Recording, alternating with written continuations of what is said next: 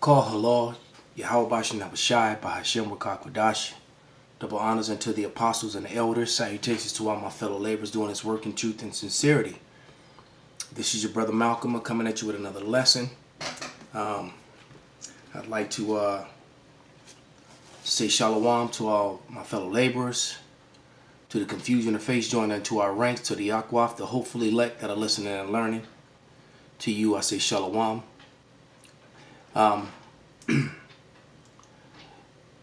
There's on the screen here, you're looking at the image of what science says the first Swedes look like on the left here. Which they lie. The science is a lie. Okay? But this is the truth. And I'm going to play a video that pretty much got, I made a big deal out of the video, but it seemed like no one else really talked about this video. Because I know I spoke about it a lot, and I used it quite a few times in my teaching, even learned from it. Okay? But what you have to understand is that the same way Greece went from dark to pale, all right, is pretty much the same thing that happened during the Dark Ages and the Middle Ages. Because when Esau came into power during the Renaissance, he whitewashed history. And he went throughout Europe, all different parts of Europe, destroying the icons and the images left, but there were so many that he couldn't get them all. There are still thousands of images left that have these dark faces on them, all from Germany to Sweden, from Russia to all the way back to Britain. The evidence is overwhelming. All right, but Esau Edom just chooses to ignore the truth. And we're living in a time in the age when the truth is being manifest. All right. I'm trying to remember this scripture, which is leaving me right now.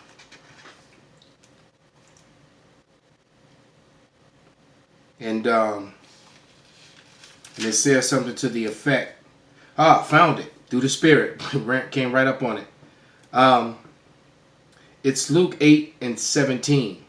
And it reads, "For nothing is secret that shall not be made manifest, neither anything hid that shall not be known and come abroad." And just like Esau Edom, the so-called white man, self-proclaimed, has been proven and found out to be the biblical Edomites, there you have to understand, all their history is based upon lies.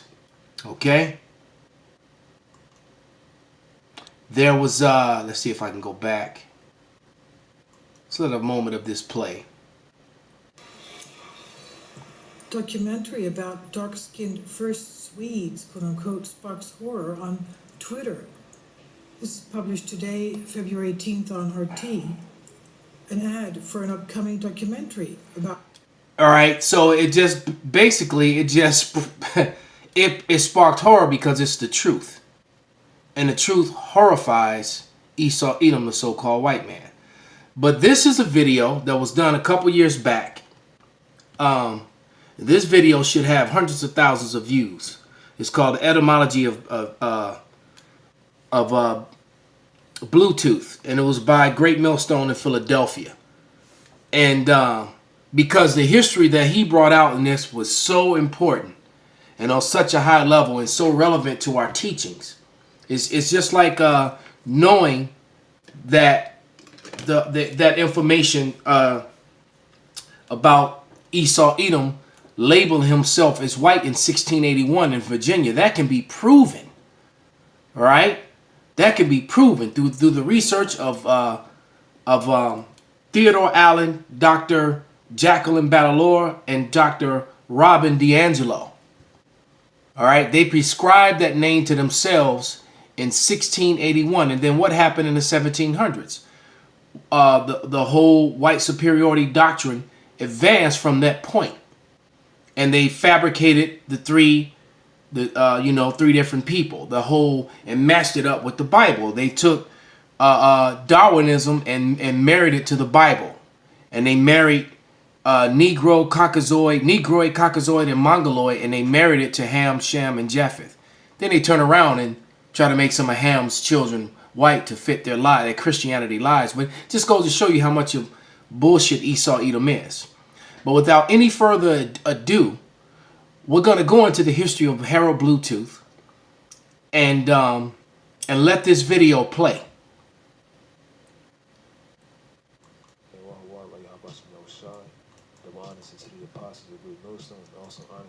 I just wish the brother had... Oh wait, I can turn it up. This is the second installment of a small video series I'm doing called Artifacts and Etymology. The first video dealt with an artifact or a monument called the Jealous Son of Christ, which depicts Yahushai as having dark skin, which undoubtedly proves that so-called blacks rule Europe, including the Eastern Hemisphere, which this is just... That's so true, because that Yellowstone,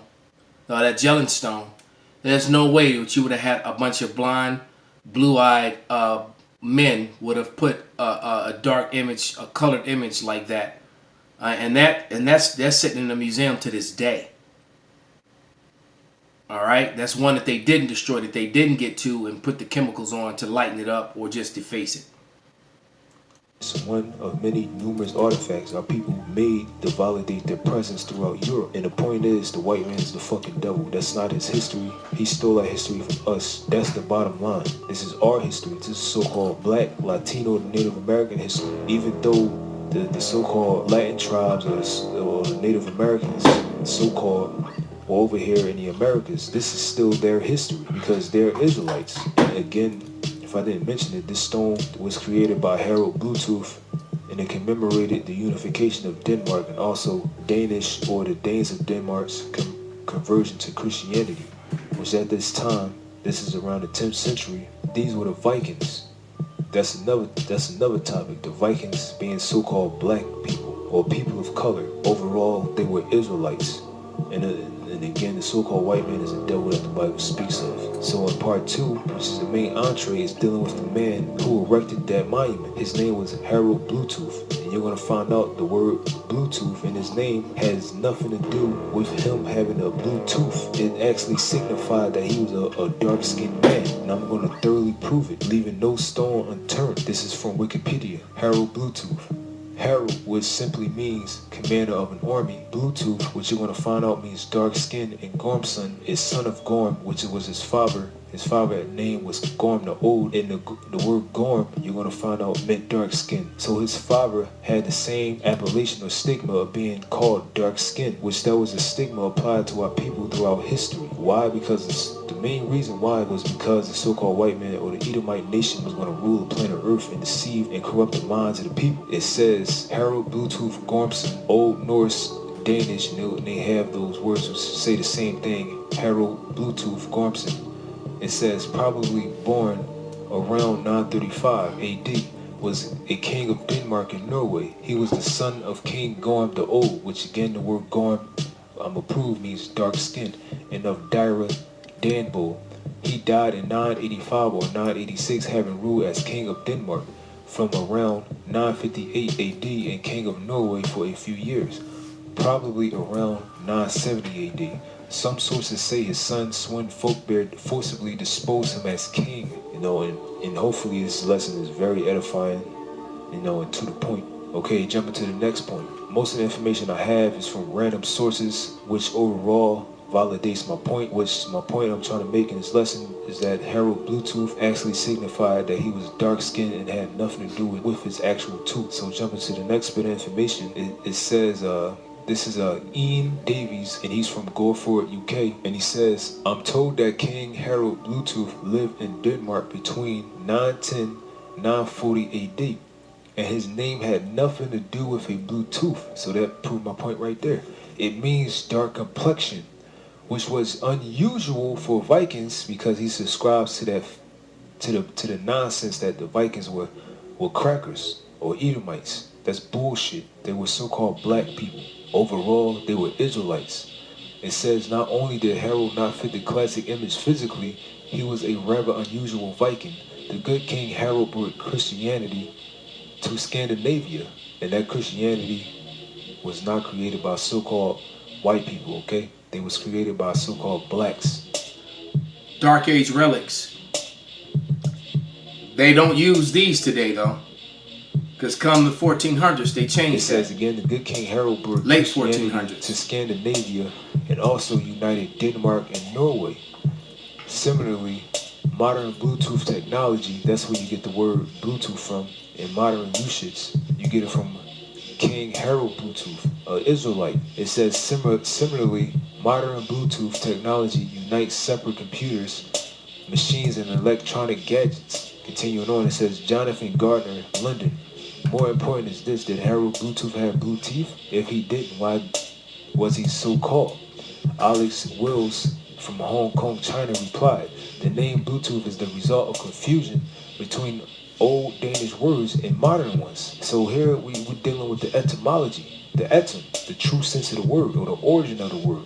And this is what most guys you are offended at, the meaning of words. Okay, so it says again, the name Bluetooth is the result of confusion between old Danish words and modern ones. You see, blah is the modern Danish word for blue, but once meant dark skin. See, I mean that's all, man. But I'm gonna keep going.